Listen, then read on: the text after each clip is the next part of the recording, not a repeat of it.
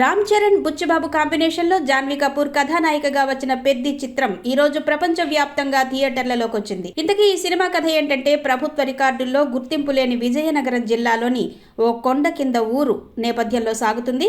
ఈ ఊరి రక్షణ కోసం, అక్కడి మనుషుల ఆత్మగౌరవం కోసం ఆ ఊరి యువకుడైన పెద్ది చేసిన పోరాటమే ఈ సినిమా కథ. క్రికెట్లో సిక్సర్ల వర్షం కురిపిస్తూ ఆట కూలీగా పేరు తెచ్చుకున్న పెద్ది తన ఊరి కోసం ఆ క్రికెట్ను వదిలి కుస్తీ క్రీడాకారుడిగా ఎందుకు మారాల్సి వచ్చింది? రెండు వేర్వేరు క్రీడలను కలిపే ఆడే క్రాస్ ఓవర్ అథ్లెట్గా అతనెలా అవతరించాడు అన్నదే ఈ చిత్రంలోని ప్రధాన అంశం.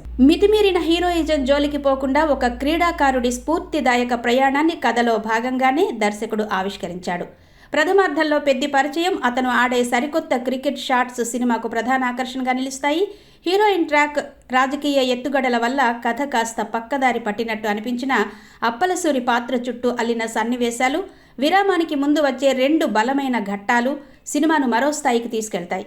ద్వితీయార్థంలో కుస్తీ నేపథ్యంలో వచ్చే పోరాట ఘట్టాల కొరియోగ్రఫీ, క్రికెట్ కుస్తీల కలయికతో మైదానంలో హీరో చెలరేగిపోయే తీరు ప్రేక్షకులకు పైసా వసూల్ అనుభూతినిస్తాయి.